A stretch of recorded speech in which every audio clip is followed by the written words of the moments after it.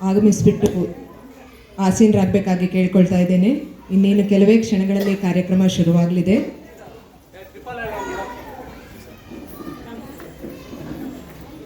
ಗುರು ವಿಷ್ಣು ಗುರುದೇವೋ ಮಹೇಶ್ವರ ಗುರು ಸಾಕ್ಷಾತ್ ಪರಬ್ರಹ್ಮ ತಸ್ಮೈ ಶ್ರೀ ಗುರುವೇ ನಮಃ. ಎಲ್ರಿಗೂ ನಮಸ್ಕಾರ. ಕಳೆದ ವರ್ಷ ಇದೇ ಸಂದರ್ಭದಲ್ಲಿ ನಾವು ಗೀತಾ ಸಪ್ತಾಹಕ್ಕೆ ಎಲ್ಲರೂ ಇಲ್ಲಿ ಸೇರಿದ್ವಿ. ಅಷ್ಟು ಬೇಗ 1 ವರ್ಷ ಆಗೇ ಹೋಯಿತು ಅಲ್ವಾ? ನಿಮ್ಮಲ್ಲಿ ಸುಮಾರು ಜನ ಆಗಮಿಸಿದ್ರು ಅಂತ ಅನಿಸತ್ತೆ. ನಾವು ಮನುಷ್ಯರು ಹೇಗೆ ಅಂತಂದರೆ, 1 ವರ್ಷದಿಂದ ಇನ್ನೊಂದು ವರ್ಷಕ್ಕೆ ಮುಂದೆ ಹೋಗಬೇಕಾದ್ರೆ ಆರ್ಥಿಕವಾಗಿ ನಾನು ಎಷ್ಟು ಪ್ರಗತಿಯನ್ನು ಹೊಂದಿದ್ದೇನೆ, ನನ್ನ ಬ್ಯಾಂಕ್ ಬ್ಯಾಲೆನ್ಸ್ ಎಷ್ಟು ಜಾಸ್ತಿ ಆಗಿದೆ, ನನ್ನ ನನ್ನ ಮನೆಯ ಪ್ರಾಪರ್ಟಿ ಅಥವಾ ಅಸೆಟ್ಸ್ ರಿಯಲ್ ಎಸ್ಟೇಟ್ ವ್ಯಾಲ್ಯೂ ಎಷ್ಟು ಜಾಸ್ತಿ ಆಗಿದೆ, ಅಥವಾ ನನ್ನ ಎಷ್ಟು ಕಳೆದ ವರ್ಷಕ್ಕಿಂತ ಈ ವರ್ಷ ಎಷ್ಟು ಜ್ಯುವೆಲ್ರಿ ಖರೀದಿಸಿದ್ದೀನಿ, ಈ ರೀತಿ 1 ವರ್ಷದಿಂದ ಇನ್ನೊಂದು ವರ್ಷಕ್ಕೆ ಎಷ್ಟು ಆರ್ಥಿಕವಾಗಿ ಪ್ರಗತಿಯನ್ನು ಹೊಂದಿದ್ದೀನಿ ಅಂತ ನಾವು ನೋಡ್ತಾ ಹೋಗ್ತೀವಿ. ನಾವೇ 1 ವರ್ಷದಿಂದ ಇನ್ನೊಂದು ವರ್ಷಕ್ಕೆ ಕಂಪೇರ್ ಮಾಡ್ತಾ ಹೋಗ್ತೀವಿ. ಅದೇ ಬೌದ್ಧಿಕವಾಗಿ ಅಥವಾ ಆಧ್ಯಾತ್ಮಿಕವಾಗಿ ನಾನು ಎಷ್ಟು ಪ್ರಗತಿಯನ್ನು ಹೊಂದಿದ್ದೇನೆ, ಹೋದ ವರ್ಷಕ್ಕಿಂತ ಈ ವರ್ಷ ನಾನು ಎಷ್ಟು ದೇವರಿಗೆ ಇನ್ನೆಷ್ಟು ಹತ್ತಿರ ಆಗ್ತಾ ಇದ್ದೀನಿ, ಇದ್ರ ಬಗ್ಗೆ ಯೋಚನೆ ಮಾಡೋರು ಬಹಳನೇ ವಿರಳ. ನಮ್ಮ ಬುದ್ಧಿ ಮತ್ತು ಮನಸ್ಸು ಯಾವಾಗಲೂ ನಮಗೆ ಅದನ್ನು ಎಚ್ಚರಿಸ್ತಾ ಇರುತ್ತೆ.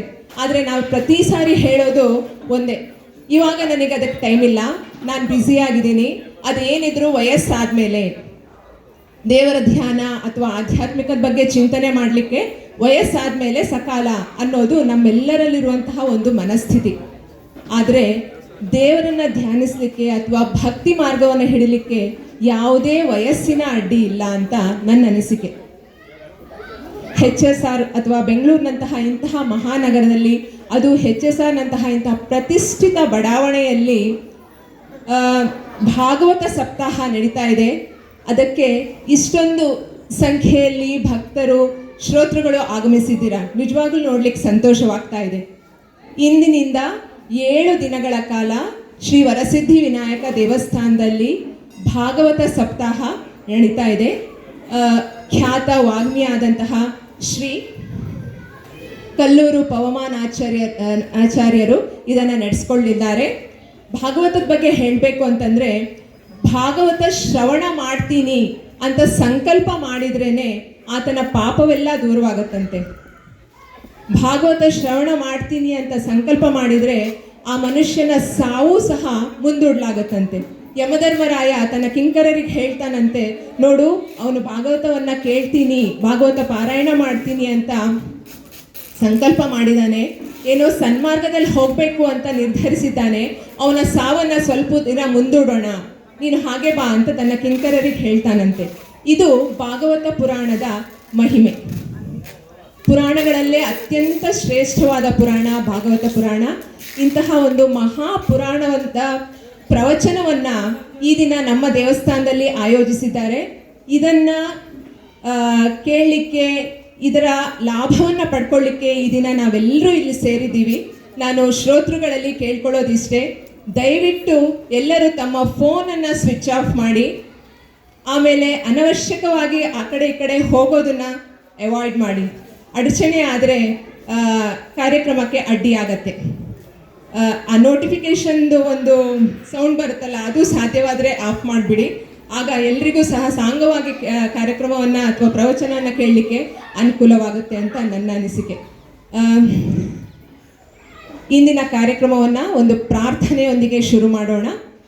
ದೀಪಪುತ್ರ ಮೂಲಕ ಪ್ರಾರ್ಥನೆಯನ್ನು ಮಾಡೋಣ. ಇಂದಿನ ಕಾರ್ಯಕ್ರಮದ ದೀಪ ಬೆಳಗುವವರು ವರಸಿದ್ಧಿ ವಿನಾಯಕದ ಮಾಜಿ ಅಧ್ಯಕ್ಷರಾದಂತಹ ಶ್ರೀ ಪ್ರಕಾಶ್ ರವರು ವೇದಿಕೆ ಮುಂಭಾಗಕ್ಕೆ ಬರಬೇಕಾಗಿ ಕೇಳ್ಕೊಳ್ತೀನಿ.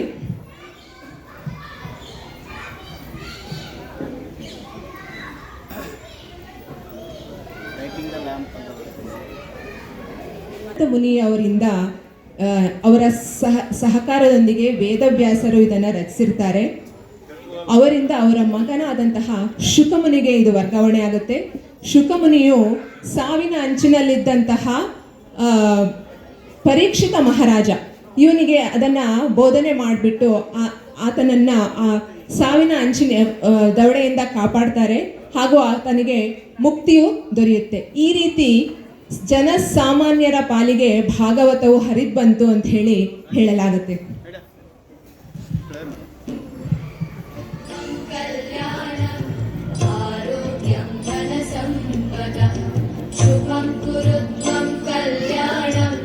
ಅಧ್ಯಕ್ಷರಾದ ನಾಗೇಶ್ ಅವರು ಸಹ ಬರಬೇಕಾಗಿ ಕೇಳ್ಕೊಳ್ತೀನಿ.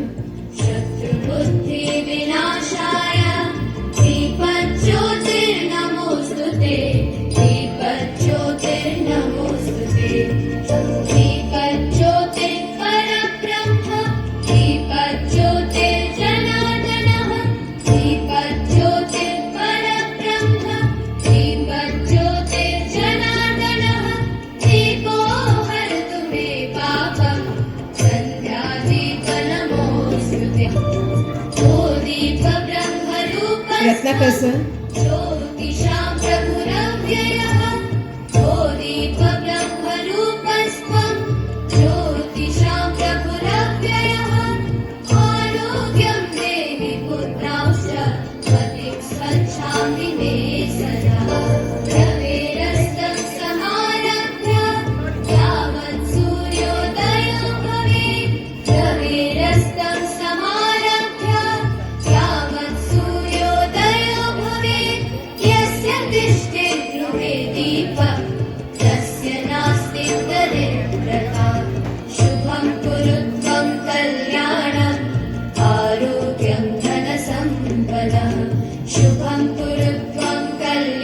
ದೀಪವನ್ನು ಬೆಳಗಿ ಕಾರ್ಯಕ್ರಮಕ್ಕೆ ಚಾಲನೆ ನೀಡಿದ ಎಲ್ಲರಿಗೂ ಧನ್ಯವಾದಗಳು. ವರಸಿದ್ಧಿ ನಾಯಕ ಟ್ರಸ್ಟ್ನ ಮಾಜಿ ಅಧ್ಯಕ್ಷರಾದ ಶ್ರೀ ಪ್ರಕಾಶ್ ಅವರಿಂದ ಸ್ವಾಗತ ಭಾಷಣ.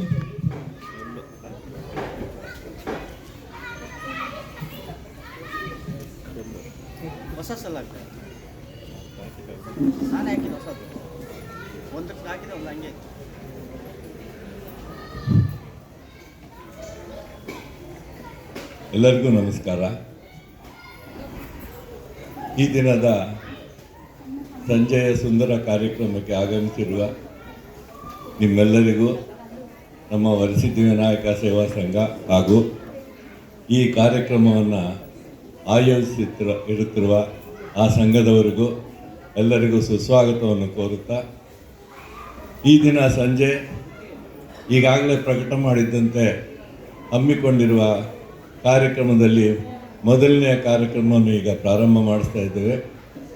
ಅದಕ್ಕಾಗಿ ನಮ್ಮಲ್ಲಿಗೆ ತಮ್ಮ ಸಮಯವನ್ನು ಕೊಟ್ಟು ಆಗಮಿಸಿರುವ ಖ್ಯಾತ ವಾಗ್ಮಿ ಪ್ರವಚನಕಾರರಾದ ಶ್ರೀ ಕಲ್ಲೂರು ಪವಮಾನಾಚಾರ್ಯರು ಇವರಿಗೆ ನಮ್ಮ ಸಂಘದ ಪರವಾಗಿ ಹಾಗೂ ನಿಮ್ಮೆಲ್ಲ ಪರವಾಗಿ ಹೃತ್ಪೂರ್ವಕ ಸ್ವಾಗತವನ್ನು ಬಯಸ್ತಾ ಇದ್ದೀನಿ.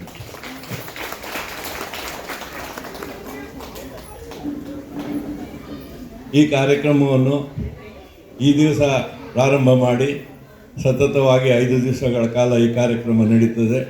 ಈ ಕಾರ್ಯಕ್ರಮಕ್ಕೆ ತಾವೆಲ್ಲರೂ ಇದೇ ರೀತಿ ಆಗಮಿಸಿ ನಮ್ಮ ಕಾರ್ಯಕ್ರಮಗಳನ್ನು ಯಶಸ್ವಿ ಮಾಡಿಕೊಡ್ಬೇಕು ಅಂತ ಕೋರ್ಕೊಳ್ತಾ ಈಗ ಕಾರ್ಯಕ್ರಮ ಪ್ರಾರಂಭ. ಮತ್ತೊಮ್ಮೆ ಎಲ್ಲರಿಗೂ ಸುಸ್ವಾಗತ. ಹರಿ ಓಂ. ಶ್ರೀ ಕಲ್ಲೂರು ಪವಮಾನ ಆಚಾರ್ಯರ ಬಗ್ಗೆ ಹೇಳಬೇಕಂದ್ರೆ ಇವರ ಪೂರ್ಣ ಹೆಸರು ಪವಮಾನಾಚ ಕಲ್ಲಾಪುರ. ಇವರು ಮಾರ್ಚ್ 24, 1972ರಲ್ಲಿ ಬೆಂಗಳೂರಿನಲ್ಲಿ ಜನಿಸಿದ್ದು, ಬೆಂಗಳೂರಿನ PES ಕಾಲೇಜಿನಲ್ಲಿ ಮೆಕ್ಯಾನಿಕಲ್ ಇಂಜಿನಿಯರಿಂಗ್ನಲ್ಲಿ ಡಿಪ್ಲೊಮಾವನ್ನು ಪಡೆದುಕೊಂಡಿರ್ತಾರೆ. ತದನಂತರ ಜಯತೀರ್ಥ ವಿದ್ಯಾಪೀಠದಲ್ಲಿ ದ್ವೈತ ವೇದಾಂತವನ್ನು ಅಭ್ಯಾಸ ಮಾಡಿರ್ತಾರೆ. ಆ ನಂತರದ ದಿನಗಳಲ್ಲಿ ಪ್ರವಚನವನ್ನೇ ತನ್ನ ವೃತ್ತಿಯನ್ನಾಗಿಸಿಕೊಂಡು ಕರ್ನಾಟಕವೂ ಸೇರಿ ನೆರೆಯ ರಾಜ್ಯಗಳಾದ ಆಂಧ್ರ ಪ್ರದೇಶ ಹಾಗೂ ತಮಿಳುನಾಡಿನ ಹಲವು ಭಾಗಗಳಲ್ಲಿ ಸಂಚರಿಸಿ ಪ್ರವಚನವನ್ನು ನೀಡಿರುತ್ತಾರೆ. ಇವರು ಭಂಡಾರಕೇರಿ ಮಠದಿಂದ ಆಧ್ಯಾತ್ಮ ರಶ್ಮಿ ಹಾಗೂ ದತ್ತಪೀಠದಿಂದ ಪ್ರವಚನ ವಿಧಿ ಬಿರುದುಗಳಿಂದ ಸನ್ಮಾನಿತಗೊಂಡಿರುತ್ತಾರೆ. ಇಂತಹ ಮಹಾನ್ ಜ್ಞಾನಿ ಆಧ್ಯಾತ್ಮ ಸಾಧಕರು ಈ ದಿನ ನಮ್ಮೊಂದಿಗಿದ್ದಾರೆ. ಮುಂದಿನ 7 ದಿನಗಳ ಕಾಲ ಆಚಾರ್ಯರ ಸತ್ಸಂಗದಲ್ಲಿ ಪಾಲ್ಗೊಂಡು ಭಗವಂತನ ಕೃಪೆಗೆ ಪಾತ್ರರಾಗೋಣ ಅಂತ ತಮ್ಮೆಲ್ಲರಲ್ಲೂ ಕೇಳ್ಕೊಳ್ತಾ ಇದ್ದೇನೆ.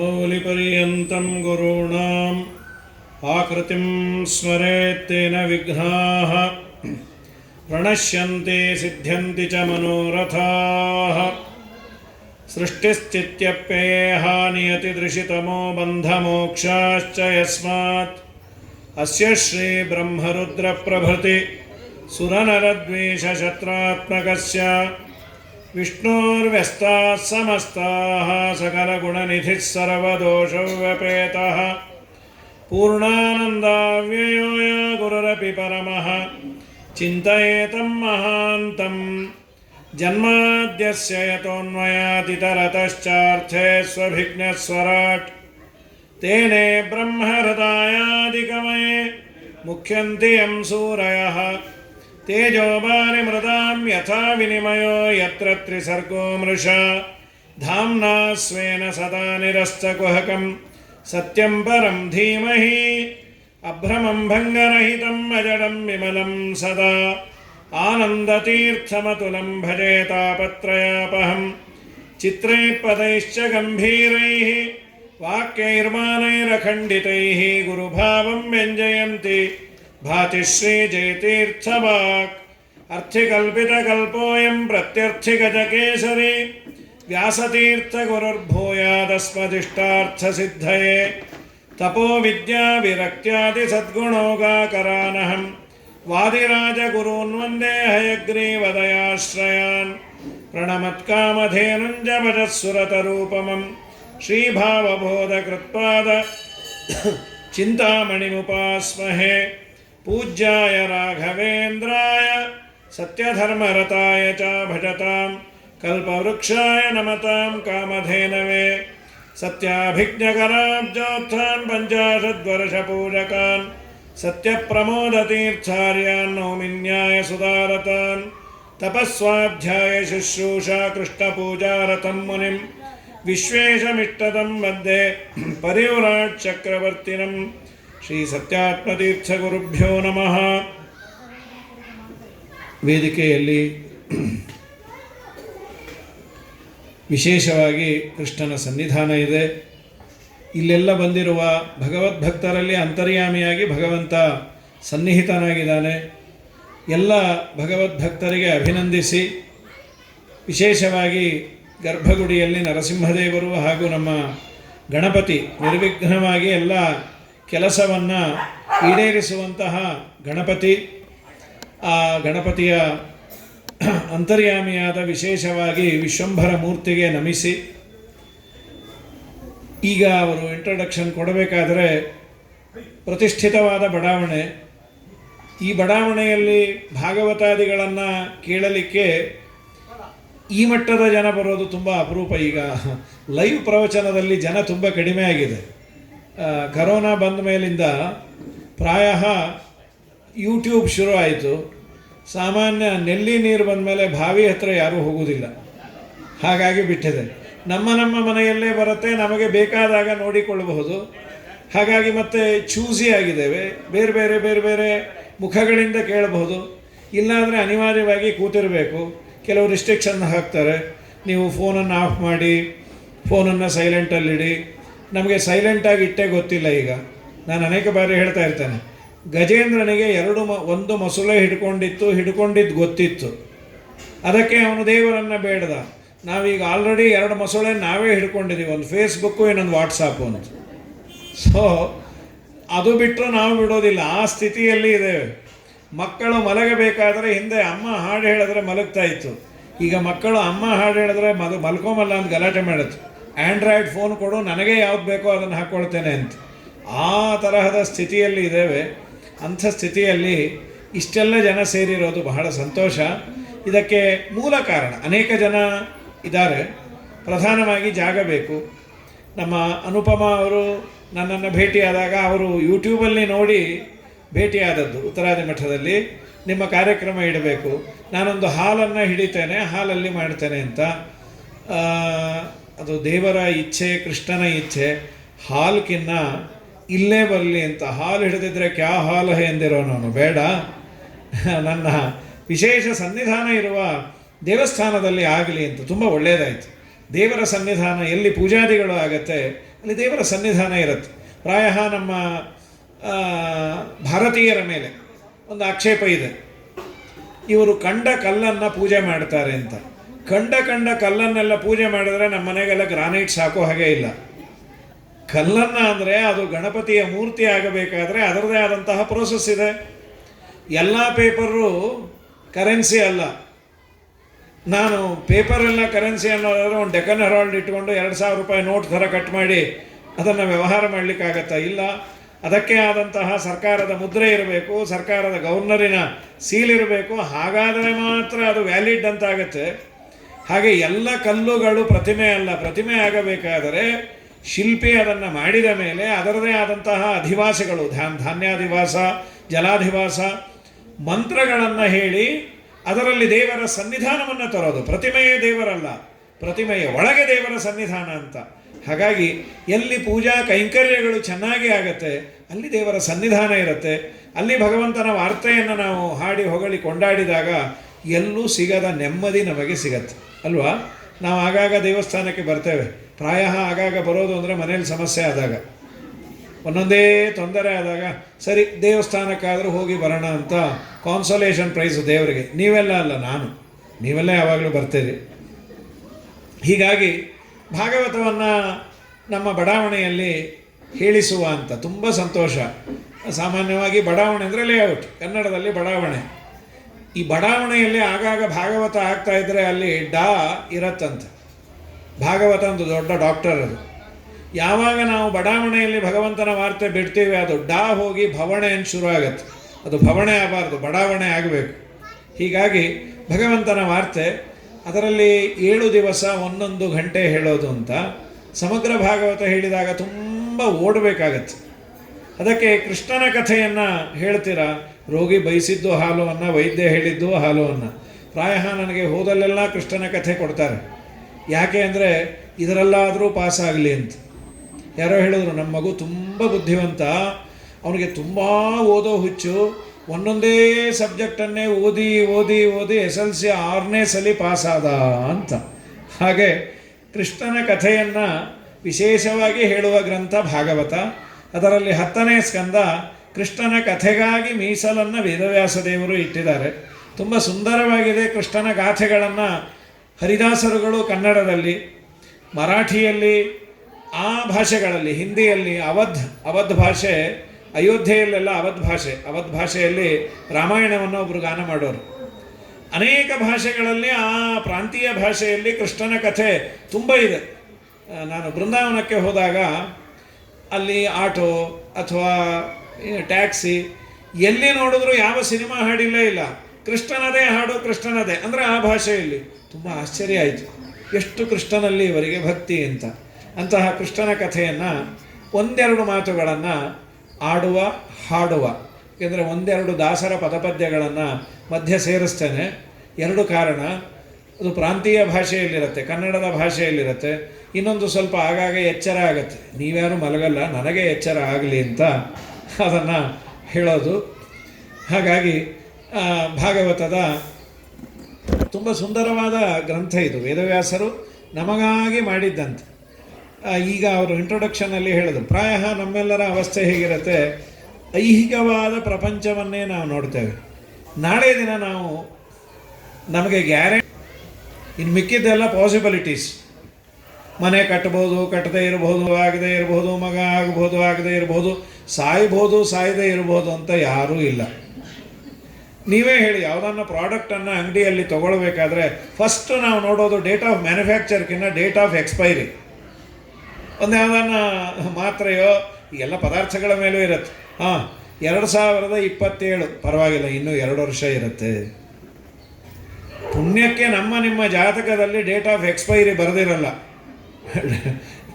ಡೇಟ್ ಆಫ್ ಬರ್ತ್ ಮಾತ್ರ ಬರೆದಿರ್ತಾರೆ. ಹಾಗಾದರೆ ನಾನು ಪರಲೋಕಕ್ಕೆ ಹೋಗುವುದರಲ್ಲಿ ಒಂದಿಷ್ಟು ಪುಣ್ಯವನ್ನು ಮಾಡಬೇಕಲ್ವ? ನಮ್ಮ ಕನಕದಾಸರು ಪ್ರಸಿದ್ಧವಾದ ಕೃತಿಯಲ್ಲಿ ಕೇಶವನಾಮದಲ್ಲಿ ಕೇಳ್ಕೊಳ್ತಾರೆ, ಶರಣೋ ಹಕ್ಕೆ ನಯ್ಯ ಎನ್ನ ಮರಣ ಸಮಯದಲ್ಲಿ ನಿನ್ನ ಚರಣ ಸ್ಮರಣೆ ಕರುಣೆ ಸೆನಗೆ ನಾರಾಯಣ. ನಿನ್ನ ಚರಣ ಸ್ಮರಣೆಯನ್ನು ನನಗೆ ಕರುಣಿಸು. ಈಶ ನಿನ್ನ ಚರಣ ಭಜನೆ ಆಸೆಯಿಂದ ಮಾಡುವೆನು. ಅದು ಹೊಗೆ ಇದಲ್ಲ ಎಲ್ಲ ಸೊಳ್ಳೆ ಹೋಗಲಿ ಅಂತ ಸ್ವಲ್ಪ ಹೊತ್ತು ಅದನ್ನು ನಾವು ತಗೊಂಡ್ರೆ ನಾವೇ ಹೋಗೋ ಥರ ಇದೆ, ಅದು ಹೋಗಿ ಬಿಡಲಿ. ಸೊಳ್ಳೆ ಒಂದು 2 ನಿಮಿಷ ಅದು. ಕೃಷ್ಣನ ಕಥೆಯನ್ನು ಕೇಳಬೇಕಾದ ಸಮುದ್ರ ಮಥನ ಮಾಡಿದಾಗ ಅಮೃತ ಮೊದಲು ಬರಲಿಲ್ಲ. ಅಮೃತದ ಮುಂಚೆ ಮೊದಲು ಬಂದದ್ದು ವಿಷ. ಸ್ವಲ್ಪ ಹೊತ್ತು ಕಾದ ಮೇಲೆ ಅಮೃತ ಬಂತು. ಹಾಗಾಗಿ ಇದು ಪಾಪ ನಮ್ಮೆಲ್ಲರಿಗೂ ಸೊಳ್ಳೆ ಕಚ್ಚೋದು ಬೇಡ, ಕೃಷ್ಣನ ಕಥೆಯೇ ನಮ್ಮ ತಲೆಯಲ್ಲಿ ಉಳಿಯಲಿ ಅನ್ನೋದಕ್ಕಾಗಿ ಮಾಡಿದ್ದಾರೆ. ಕೃಷ್ಣನ ಕಥಾಮೃತವನ್ನು ಪರೀಕ್ಷಿತ್ ರಾಜರು ಉಪವಾಸ ಕೇಳಿದ್ದಾರೆ. ತಮಗೆ ಮರಣ ವಾರ್ತೆ ಗೊತ್ತಾಯಿತು, ಇವತ್ತಿನಿಂದ 7ನೇ ದಿವಸಕ್ಕೆ ನೀನು ಸಾಯಿತು. ಇನ್ಯಾವ ಭಯವೂ ನಮಗೆ ಕಾಡೋದಿಲ್ಲ ರೀ. ಆದರೆ ಮನುಷ್ಯನಿಗೆ ಏನಾದರೂ ಡಾಕ್ಟರ್ ಶಾಪಿಗೆ ಹೋದಾಗ, ನರ್ಸಿಂಗ್ ಹೋಮಿಗೆ ಹೋದಾಗ, ಸಾರ್ ಯಾಕೋ ಡೌಟು ಅಂದರೆ ಇವನಿಗೆ ಶುರು ಆಗತ್ತೆ, ಇನ್ನೇನು ಗತಿ ಅಂತ. ಆದರೆ ಪರೀಕ್ಷಿತನ ಲೆವೆಲ್ಲು ತುಂಬ ದೊಡ್ಡದು. ಇವತ್ತಿನಿಂದ 7ನೇ ದಿವಸಕ್ಕೆ ನನಗೆ ಹಾವು ಕಚ್ಚಿ ಸಾಯತ್ತೆ ಅನ್ನುವ ವಾರ್ತೆ ಗೊತ್ತಾದ ಕೂಡಲೇ ಅವನು ಯಾವ ನರ್ಸಿಂಗ್ ಹೋಮಿಗೆ ಬರಲಿಲ್ಲ, ನರಸಿಂಗನ ಹೋಮಿಗೆ ಹೋದ. ನಾನು ದೇವರ ಹತ್ತಿರ ಹೋಗಬೇಕು. ಗಂಗಾ ತೀರಕ್ಕೆ ಬಂದು ಕೂತಾಗ ಅಲ್ಲಿಗೆ ಶುಕಾಚಾರ್ಯರು ಬರ್ತಾರೆ. ಶುಕಾಚಾರ್ಯರು ಅಂದರೆ ಅವರು ಈಶ್ವರನೇ ಶುಕನಾಗಿ ಅವತಾರ ಮಾಡಿದ್ದು. ನಮ್ಮಲ್ಲಿ ಈಶ್ವರ ಶಿವ ಅವನು ಮನಸ್ಸಿಗೆ ಅಭಿಮಾನಿ ಅಂತ.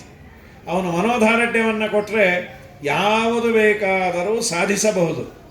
ಇದನ್ನು ಹೇಳಿದವರು ಅವರೇ, ನಮ್ಮ ದಾಸರಂತಾರೆ, ಭವಮೋಚಕ ಭಾಗವತ ಶಾಸ್ತ್ರವ ಅವನೀಶಗೆ ಪೇಳದವ ನೀನಲ್ಲವೇ ಶಿವನೇ, ನಾ ನಿನ್ನ ಸೇವಕನಯ್ಯ, ಕರುಣದಿ ಪಿಡಿ ಕಯ್ಯ, ಸಿರಿಧರ ನಾಮಯ್ಯ, ಶಿವನೇ ನಾ ನಿನ್ನ ಸೇವಕನಯ್ಯ, ಮೃತ್ಯುಂಜಯ ಮುಪ್ಪರಹರ ಮಹದೇವ, ದೇವರ್ಕಣ ಕಾಮ, ಕ್ಷಿತ್ಯಾದ್ರಿಜದಿತಿಜ ತತೀವನದಾವ, ದುರಿತಾಂಬುದಿ ನಾಮ, ಕೃತ್ಯವಾಸಯನ್ನೆತ್ತ ಪರಾಧಗಳೆತ್ತೆಣಿಸದೆ ಕೃತ ಕೃತ್ಯನ ಮಾಡೈ ಶಿವನೇ, ನಾ ನಿನ್ನ ಸೇವಕನಯ್ಯ.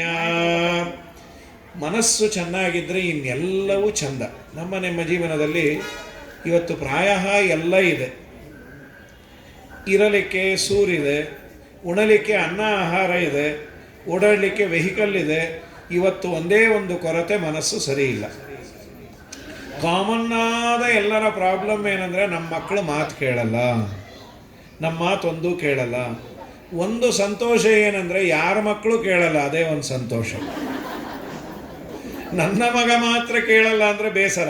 ನಾವು ಕೇಳಿದ್ವಿ, ಕಮಲಮ್ಮ ನಿಮ್ಮ ಮಗನೂ ನಿಮ್ಮ ಮಾತು ಕೇಳಲ್ಲಂತೆ, ಸದ್ಯ ಹೋಗಲಿ ಬಿಡಿ ಅಂಥೇಳಿ ಸಮಾಧಾನ ಮಾಡಿಕೊಳ್ಳುವ ಸ್ಥಿತಿಯಲ್ಲಿದ್ದೀವಿ. ನೋಡಿ ಎಷ್ಟು ಡಿಫರೆನ್ಸ್. ಈ ಒಂದು ಪ್ರಾಯ 30-40 ವರ್ಷದ ಕೆಳಗೆ ತಂದೆ ತಾಯಿಯ ಮಾತನ್ನು ಕೇಳದ ಮಕ್ಕಳು ಅಂದರೆ ತುಂಬ ಆಶ್ಚರ್ಯ. ಅವನು ಅವ್ರ ಅಪ್ಪ ಅಮ್ಮನ ಮಾತು ಕೇಳಲ್ಲಂತೆ. ಈಗ ಕೇಳ್ತಾನೆ ಅಂದರೆ ಯಾರಾದರೂ ಹೇಳ್ತಾರೆ, ಸೈಕ್ರಿಯಾಟಿಸ್ಟಿಗೆ ತೋರಿಸ್ರಿ. ಇನ್ನೂ ನಿಮ್ಮ ಮಾತು ಕೇಳ್ತಾನೆ ಅಂದರೆ ಅದು ಹುಚ್ಚೋ ಪೆದ್ದೋ ಮೊದ್ದೋ, ಎಂತಹ ಕಾಲದಲ್ಲಿದ್ದೇವಲ್ವ. ಹಾಗಾದರೆ ನಮಗೆ ನಿಮಗೆ ಮಾನಸಿಕವಾದ ನೆಮ್ಮದಿಯನ್ನು ಕೊಡುವ ಒಂದು ಔಷಧಿ ಅದು ಭಗವಂತನ ವಾರ್ತೆ. ನಾವು ಅದನ್ನು ಬಿಟ್ಟಿದ್ದೇವೆ. ನಮ್ಮ ಹಿರಿಯರಿಗೆ ಇಷ್ಟು ಅಡ್ವಾನ್ಸ್ಮೆಂಟ್ ಆಫ್ ಟೆಕ್ನಾಲಜಿ ಇರಲಿಲ್ಲ, ಆದರೆ ಹೊತ್ತನ್ನು ಕಳೀತಾ ಇದ್ದದ್ದು ಭಗವಂತನ ಕಾಲಕ್ಷೇಪದಲ್ಲಿ, ಭಗವಂತನ ಕಥೆಯನ್ನು. ಪ್ರಾಯ ಹಿಂದೆ ಬರುವ ಸಿನಿಮಾಗಳು ಈ ಮಹಾಭಾರತವೋ ಭಾಗವತದ ಬೇಸ್ ಮೇಲೆ ಬರೋದು. ಈಗ ಆ ಥರ ಸಿನಿಮಾ ತೆಗೆದೋನೇ ನೋಡ್ಕೋಬೇಕಷ್ಟೆ. ಈಗಿನ ಸಿನಿಮಾ ಏನಂದರೆ ನೋಡಿ ಬಂದವ್ರಿಗೆ ಏನೂ ಅರ್ಥ ಆಗಿರಬಾರ್ದು. ವಾಟ್ ಎ ವಂಡರ್ಫುಲ್ ಸಾಂಗ್ ಅಂತ. ಅದಕ್ಕೆ ರಾಗ ಇಲ್ಲ, ತಾಳ ಇಲ್ಲ. ಅದು ಪಾಪ್ ಸಾಂಗ್ ಅಂತ, ಈ ಕಡೆ ರ್ಯಾಪ್ ಸಾಂಗ್ ಅಂತ. ಅದು ರ್ಯಾಪ್ ಸಾಂಗ್ ಏನು ಅಂತಂದರೆ ಹೇಳೋದನ್ನೇ ನೀವು ಈಗ ನಿಮ್ಮ ಮನೆಗೆ ನಾನು ನಿನ್ನೆ ಬಂದಿದ್ದೆ, ನೀವು ಮನೆಯಲ್ಲಿಲ್ಲ. ಇದನ್ನು ಒಂದು ರೀತಿಯಲ್ಲಿ ಹೇಳಿದ್ರೆ ಅದು ಸಾಂಗ್ ಅಂತೆ. ನಿನ್ನೆ ನಾನು ನಿಮ್ಮ ಮನೆಗೆ ಬಂದಿದ್ದೆ, ನೀವು ನಿಮ್ಮ ಮನೆಯಲ್ಲಿ ಇರಲಿಲ್ಲ, ವಾ ಅಂತ. ಇದು ಯಾವ ರಾಗವೋ ಯಾವ ತಾಳವೋ ಇದುವರೆಗೂ ನನಗೆ ಗೊತ್ತಾಗಿಲ್ಲ. ಹೀಗಾಗಿ ಭಗವಂತನ ವಾರ್ತೆಯನ್ನು ಕೇಳುವ ಪದ್ಧತಿಯನ್ನು ಇಟ್ಟುಕೊಂಡರೆ ಸ್ವಲ್ಪ ನೆಮ್ಮದಿ ಸಿಗತ್ತೆ. ಜಗನ್ನಾಥದಾಸರು ಅಂತ ಅವರೊಂದು ಮಾತು ಹೇಳ್ತಾರೆ, ನಿನಗೆ ನೆಮ್ಮದಿ ಇಲ್ವಾ, ಸಮಸ್ಯೆ ಇದೆಯಾ, ಸ್ವಲ್ಪ ದೇವರ ಬಗ್ಗೆ ಕೇಳು, ದೊಡ್ಡವರ ಸಹವಾಸ ಮಾಡು. ಶ್ರವಣ ಮನಕಾನಂದವೀವುದು, ಭವಜನಿತ ದುಃಖಗಳ ಕಳೆವುದು, ವಿವಿಧ ಭೋಗಗಳನ್ನು ಇಹಪರಂಗಳಲಿತ್ತು ಸಲಹುವುದು, ಭುವನ ಪಾವನ ವೆನಿಪಲ ಕುಮೇಧವನ ಮಂಗಲ ಕಥೆಯ ಪರಮೋತ್ಸವದಿ ಕಿವಿಗೊಟ್ಟಾಲಿಪುದು ಭೂಸುರರು ದಿನ ದಿನದಿ. ಈಗ ಅವರು ಹೇಳಿದ್ರಲ್ಲ, ನಮ್ಮಲ್ಲಿ ದೇವರ ಕಥೆ ಕೇಳು ಅಂದರೆ ಪ್ರಾಯ ನಾವು ಬೈತೇವೆ. ಈಗಿಂದ ಯಾಕೆ, ಮಕ್ಕಳಿದ್ದಾಗ ಎಲ್ಲ ಹುಚ್ಚುಚ್ಚು ದೇವರು ಇವರು ಅನ್ನಬಾರ್ದು. ಆಮೇಲೆ ವಯಸ್ಸಾದ ಮೇಲೆ ನೀವಾಯಿತು ದೇವರಾಯಿತು. ಅವನು ಕಿವಿ ಕೇಳಲ್ಲ, ಕಣ್ಣು ಕಾಣಲ್ಲ. ನಾವೊಂದು ಹೇಳೋದು, ಅವರೊಂದು ಕೇಳೋದು. ದೇವಸ್ಥಾನಕ್ಕೆ ಹೋಗಿದ್ದ, ಇಲ್ಲಪ್ಪ ನಾನು ಅಲ್ಲಿ ಯಾಕೆ ಹೋಗಲಿ, ದೇವಸ್ಥಾನಕ್ಕೆ ಹೋಗಿದ್ದು ಅಂತ ಅವರಂದರು. ಹೌದಾ, ನೀವು ದೇವಸ್ಥಾನಕ್ಕೆ ಹೋಗಿದ್ರಿ ನಾನು ಅಂದ್ಕೊಂಡೆ ಅಂತ ಇವ್ರು ಅನ್ನೋದು. ಸೊ ನೀನು ಏನೇ ಮಾಡೋದಾದರೂ ಸಣ್ಣ ವಯಸ್ಸಿನಲ್ಲಿ ಮಾಡು. ಸಣ್ಣ ವಯಸ್ಸಿನ ಮಕ್ಕಳ ಮನಸ್ಸಿದೆಯಲ್ಲ, ವೈಟ್ ಪೇಪರ್.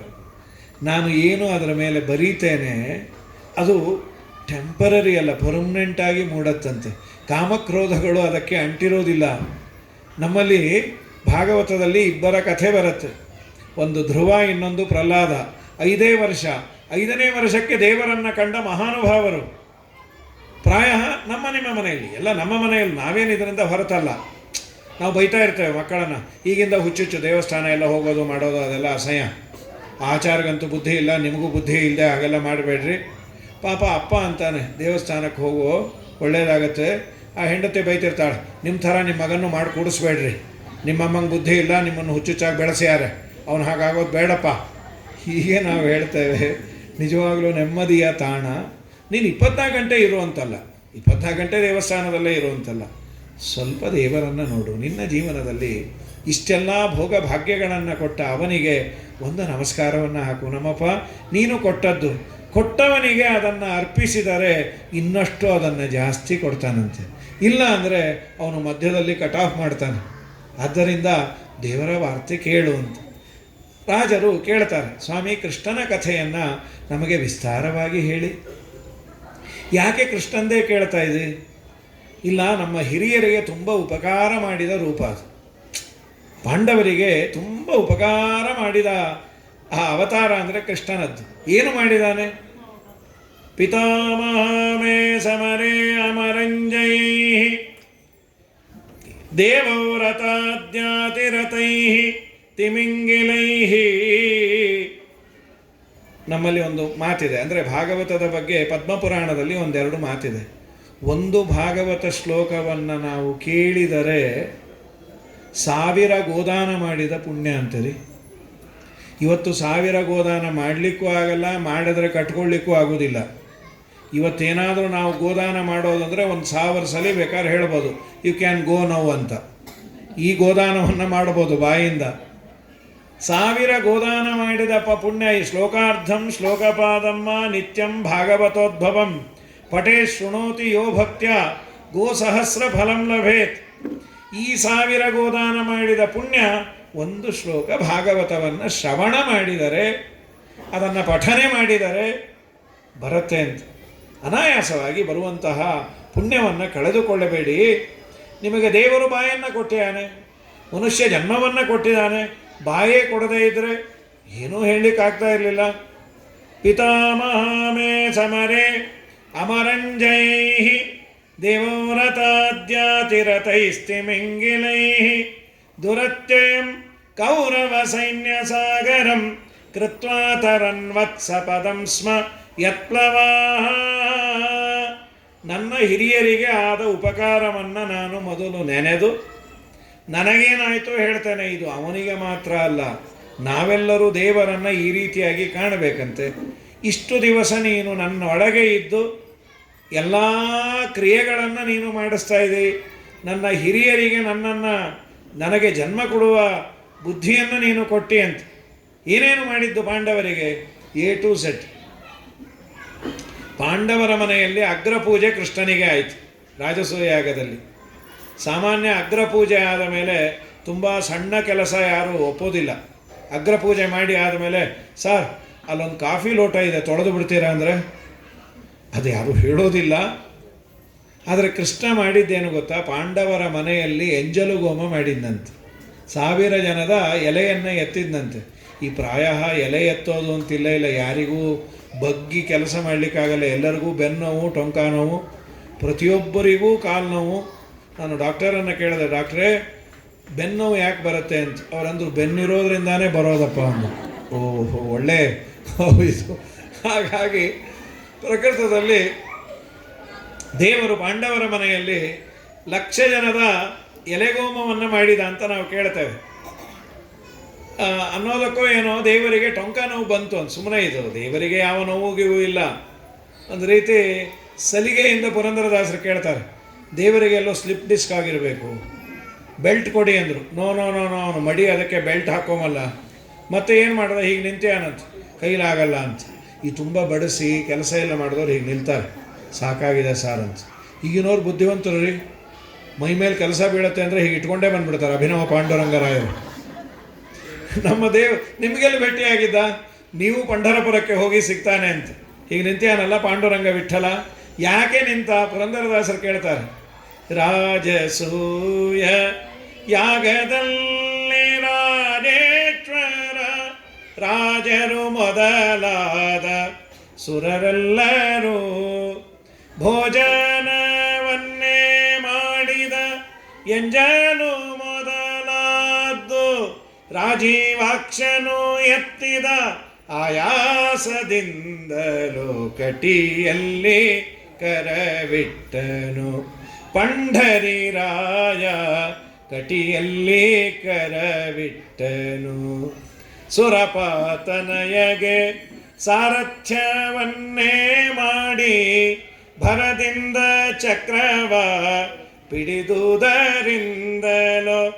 ಪರಿಪರಿ ವಿಧದಿಂದ ಕುದುರೆಗಳ ತಾನ್ ತೊಳೆದು ಪರಿಪರಿ ಕೆಲಸದ ಆಯಾಸದಿಂದಲೋ ಕಟಿಯಲ್ಲಿ ಕರವಿಟ್ಟನು ಪಂಢರಿರಾಯ ಕಟಿಯಲ್ಲಿ ಕರವಿಟ್ಟನು. ಪಾಂಡುರಂಗ ವಿಠಲ ಯಾಕೆ ಹಾಗೆ ನಿಂತ ಅಂದರೆ, ಅವನು ಪಾಂಡವರ ಮನೆಯ ಚಾಕರಿಯನ್ನು ಮಾಡಿದ. ಶಾಸ್ತ್ರದಲ್ಲಿ ಹೇಳೋದೇನು ಗೊತ್ತಾ, ಬರೀ ನಮ್ಮ ಮನೆಯ ಚಾಕರಿ ಅಲ್ಲ, ನಮ್ಮ ದೇಹದ ಒಳಗೆ ನಿಂತು ದೇಹದ ಒಳಗೆ ಆಗುವ ಎಲ್ಲ ಕ್ರಿಯೆಗಳನ್ನು ಮಾಡ್ತಾನೆ. ಒಬ್ಬ ತಾಯಿ ಸಣ್ಣ ಮಗು ಇದ್ದಾಗ ಮಗುವಿನ ಮಲಮೂತ್ರವನ್ನು ಅವಳು ಎತ್ತುತ್ತಾಳೆ. ಅವಳಿಗೆ ಅದು ಹೊಲಸಲ್ಲ, ತನ್ನ ಮಗು ಸ್ವಲ್ಪ ಬೆಳೆದಾದ ಮೇಲೆ ಸ್ವಲ್ಪ ಹೇಸಿಗೆ ಬರುತ್ತೆ. ಆದರೆ ಆ ದೇವರು ನಿಮ್ಮ ಒಳಗೆ ಇದ್ದು ನಿತ್ಯದಲ್ಲಿ ತಿಂದ ಅನ್ನ ಆಹಾರ ಅರಗುವಂತೆ ಮಾಡಿ ಮಲಮೂತ್ರ ದ್ವಾರದಿಂದ ಅದನ್ನು ಹೊರಗೆ ಹಾಕದೇ ಇದ್ದರೆ ನಾವ್ಯಾರೂ ಇಲ್ಲಿ ಕೂಡಲಿಕ್ಕೆ ಆಗೋದಿಲ್ಲ. ಇದು ಒಂದು ದಿವಸ ಅಲ್ಲ, ಅನಾದಿ ಕಾಲದಿಂದ ಮಾಡಿಕೊಂಡು ಬರ್ತಾನೇ ಇದ್ದಾನೆ. ಅವನು ಸದಾ ಮಾಡುವುದರಿಂದ ಅವನ ಬಗ್ಗೆ ನಮಗೆ ಗಮನ ಇಲ್ಲಂತ.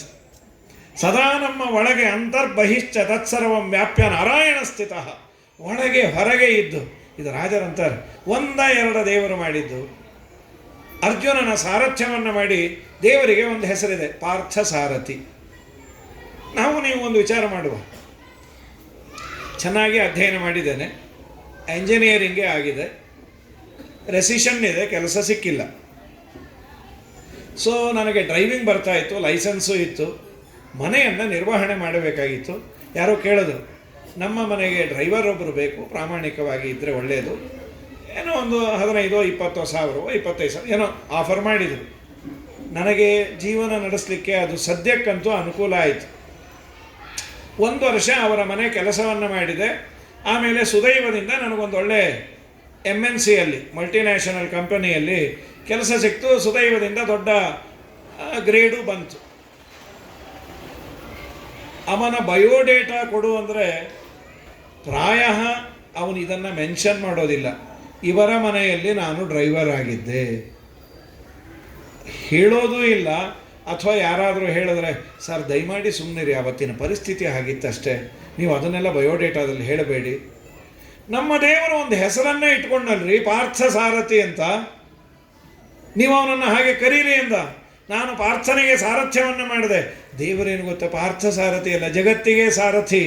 ಜಗತ್ತೇ ಓಡೋದು ಅವನಿಂದ. ಹಾಗಾಗಿ ಇದು ಯಾರೂ ಇಟ್ಕೊಳ್ಳೋದಿಲ್ಲ.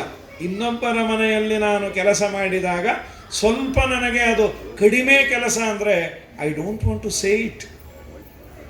ಸರ್ವೋತ್ತಮನಾದ ದೇವರು ಪಾರ್ಥನಿಗೆ ಸಾರಥ್ಯವನ್ನು ವಹಿಸಿ, ಅದಕ್ಕೆ ಅಂತಾರೆ ನನ್ನ ಹಿರಿಯರಿಗೆ ಕೃಷ್ಣ ಮಾಡಿದ ಉಪಕಾರ ತುಂಬ ದೊಡ್ಡದು. ಏನೇನು ಮಾಡ್ದ? ಮಮ ಪ್ರಾಣಾಹಿ ಪಾಂಡವಾಹ ಅಂದ. ಎಂಥ ದೊಡ್ಡದು ರೀ. ನಮ್ಮ ಏರಿಯಾದಲ್ಲಿರುವಂತಹ ಕಾರ್ಪೊರೇಟರೋ MLAನೋ MP ಇವರು ನನಗೆ ಪರಿಚಯ ಇದ್ದಾರೆ ಅಂದರೆ ಅವರೊಟ್ಟಿಗೆ ಫೋಟೋ ತೆಗೆಸ್ಕೊಳ್ತೇನೆ. ಇವರು ನನಗೆ ತುಂಬ ಪರಿಚಯ. ದುರಂತ ಏನು ಗೊತ್ತಾ, ಅವರ ಪರಿಚಯ ನನಗಿರುತ್ತೆ, ಅವರಿಗೆ ನನ್ನ ಪರಿಚಯ ಇರಲ್ಲ. ಅದೇ ಸಮಸ್ಯೆ. ಇರಲಿ, ದೊಡ್ಡ ಹುದ್ದೆಯಲ್ಲಿದ್ದವರ ಜೊತೆಯಲ್ಲಿ ನಮ್ಮ ಫೋಟೋ ಇದೆ ಅಂದರೆ ಆನಂದ ಪಡ್ತೇವೆ. ದೇವರು ದುರ್ಯೋಧನನ ಮನೆಗೆ ಬರ್ತಾನೆ ಸಂಧಾನಕ್ಕಾಗಿ. ಯುದ್ಧ ಪ್ರಾರಂಭದ ಮುಂಚೆ ಸಂಧಾನಕ್ಕಾಗಿ ಬಂದಾಗ ದುರ್ಯೋಧನ ಕೇಳ್ದ. ದುರ್ಯೋಧನನದ್ದು ಏನು ಗೊತ್ತಾ ಕುತಂತ್ರ, ಕೃಷ್ಣನನ್ನು ಏನಾದರೂ ಮಾಡಿ ಒಳಗೆ ಹಾಕಿಕೊಂಡು ಬಿಟ್ಟರೆ ಯುದ್ಧವೇ ಇರೋದಿಲ್ಲ, ಕೃಷ್ಣನ್ನೇ ನಾವು ಪರ್ಚೇಸ್ ಮಾಡುವ ಅಂತ. ಅದಕ್ಕೆ ಸಾಮಾನ್ಯ ಒಬ್ಬ ಮನುಷ್ಯ ತುಂಬ ಕರಗೋದೇನೆಂದರೆ, ಹೊಟ್ಟೆ ತುಂಬ ಒಳ್ಳೆ ಭಕ್ಷ್ಯ ಭೋಜ್ಯಗಳನ್ನು ಮಾಡಿಸಿ ಒಂದು AC ರೂಮ್ ಕೊಟ್ಟು ಓಡಾಡ್ಲಿಕ್ಕೆ ಒಂದು ಕಾರ್ ಕೊಟ್ಬಿಟ್ರೆ ಅವನು ಈಸಾಗಿ ಬಿಡ್ತಾನೆ. ಕೃಷ್ಣ ಬಂದ ಕೂಡಲೇ ಎಲ್ಲ ವ್ಯವಸ್ಥೆ ಇತ್ತು. ಕೃಷ್ಣ ನಿನಗೇನು ಬೇಕು, ಹಸಿ ಪದಾರ್ಥ ಬೇಕೋ, ಬಿಸಿದು ಬೇಕೋ, ಮಡೀದು ಬೇಕೋ, ಮೈಲಿಗೆದು ಬೇಕೋ, ನಿನಗೇನು ಬೇಕೋ ಎಲ್ಲ ವ್ಯವಸ್ಥೆ ಇದೆ. ಕೃಷ್ಣ ಯಾವುದೂ ಮುಟ್ಟಲಿಲ್ಲ.